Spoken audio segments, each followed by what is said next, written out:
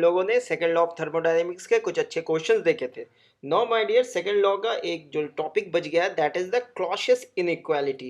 And the Clausius inequality से आपके questions में भी काफ़ी ज़्यादा मदद होती है। एक छोटा सा टॉपिक है जिसे हम लोग आज के लेक्चर में लेंगे और यहीं से हमारा इंट्रोपी का स्टार्ट हो जाता है। तो पहले हम लोग देखते हैं कि क्लॉशियस इनइक्वालिटी क्या कहता है। The cyclic integral of dqt is less than or equal to zero, is less than और इक्वल टू ज़ीरो। और दूसरी चीज़ साइक्लिक इंटीग्रल की जो क्लॉशियस इनइक्वालिटी होगी वो हमेशा साइकिल के लिए वैलिड होगी, फॉर अ साइकिल। तो valid only for a cycle. तो इसे मैथमेटिकली हम लोग ऐसा लिख सकते हैं, del Q by T less than equals to zero. और ये आपका लेस देन होगा व्हेन आपके साइकिल इरिवर्सिबल होगी। For irreversible cycle d cyclic integral of d Q by T is less than 0 for irreversible cycle, and cyclic integral dq by t is equals to 0 for reversible cycle। तो चलिए अभी और देखते हैं। Suppose एक cycle है हमारे पास 1 2 and 3, 1 2 and 3 is your cycle. तो आप 1 से 2 के लिए क्या लिख सकते हैं, cyclic D Q by T 1 2, and 2 से 3 के लिए D Q by T 2 3, and for 3 to 1 D Q by T 3 1। तो अकॉर्डिंग टू क्लॉशियस इनइक्वालिटी आप लिख सकते हैं d Q by T 1 2 plus d Q by T 2 3 plus d Q by T 3 1 is equals to zero. तो ये आपको बताता है क्लॉशियस इनइक्वालिटी। क्लॉशियस इनइक्वालिटी हमने इसे रिवर्सिबल की कंडीशन के लिए माना है। रिवर्सिबल साइकिल अगर है तो cyclic integral of d Q by T is equals to zero. एक चीज़ और माय डियर कि डी क्यू बाई टी कभी भी ग्रेटर देन ज़ीरो नहीं होगा। It is impossible, it is impossible, it is impossible.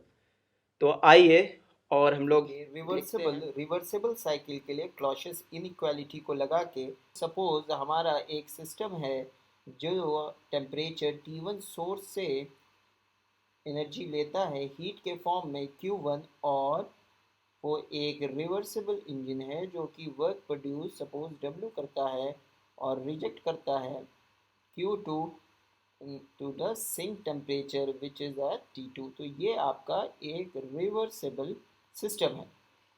तो फॉर रिवर्सिबल आपको पता है, फॉर रिवर्सिबल साइकिल आप ये जानते हैं कि अगर रिवर्सिबल है तो आपको ये पता है Q1 by Q2, second law में हम लोगों ने देखा था T1 बाई T2। तो हम लोग इसे कैसे लिख सकते हैं, Q1 by T1 is equals to Q2 by T2। तो इसे हम लोग इक्वेशन 1 लिख लेते हैं। आइए अब हम लोग देखते हैं क्लॉशियस इनइक्वालिटी से, क्लॉशियस इनइक्वालिटी से कि cyclic integral del Q by T, ये आपका रिवर्सिबल साइकिल है तो ये साइकिल के लिए क्या लिख सकते हैं, हीट सिस्टम के अंदर जा रहा है, ये आपका सिस्टम है तो heat into the system is positive. तो Q1 बाई T1 प्लस, इस कंडीशन में देखिए हीट जो है सिस्टम की बाउंड्री से बाहर की तरफ जा रहा है तो आप क्या लिखेंगे, माइनस Q2 बाई T2। तो ये क्या हो जाएगा आपका Q1 by T1 minus Q2 by T2। और यहाँ से आप लिख सकते हैं Q2 बाई T2 तो वही है जो Q1 बाई T1 है। तो आप लिख लें Q1 by T1 minus of Q1 by T1, तो ये कट के ज़ीरो हो जाता है। तो आप क्या लिख सकते हैं, cyclic integral del Q by T reversible के लिए इक्वल्स टू। देखते हैं कि अगर इर्रिवर्सिबल का केस है तो हमारे पास क्या क्या ऑप्शन है। तो इर्रिवर्सिबल के लिए पहले हम लोग एक सिस्टम ड्रॉ कर लेते हैं। तो सपोज़ एक टेम्परेचर, सोर्स टेम्परेचर है जो कि T1 पे है, और इसमें आपका एक डिवाइस जो कि E1 है, E1 इंजन, जो कि आपका एक इर्रिवर्सिबल इंजन है, और वो हीट इनपुट Q1 लेता है और हीट रिजेक्ट Q इर्रिवर्सिबल कर देता है। Q इर्रिवर्सिबल कर देता है किस टेम्परेचर पे, T2 पे, ठीक है।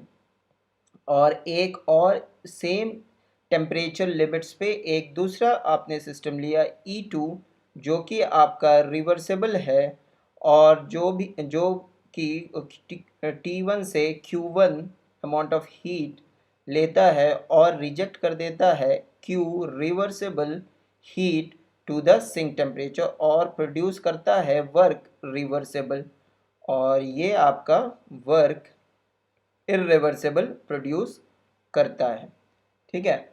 अब from the second law of thermodynamics आपने ये लिख रखा है, for reversible Q1 by T1 is equals to Q2 by T2। Reversible के लिए आपने अभी पहले भी देखा है, और पिछले जो हम लोग ने ड्राइव किया था उसके लिए भी। अब क्लॉशियस इनइक्वालिटी से, फ्रॉम क्लॉशियस इनइक्वालिटी आप लिख सकते हैं del Q by T cycle के लिए। तो इरिवर्सिबल के लिए हम लोग देख रहे हैं तो Q1 बाई T1, और क्योंकि ये रिजेक्शन है तो इसके लिए आप minus Q rejection irreversible by T2 लिखेंगे।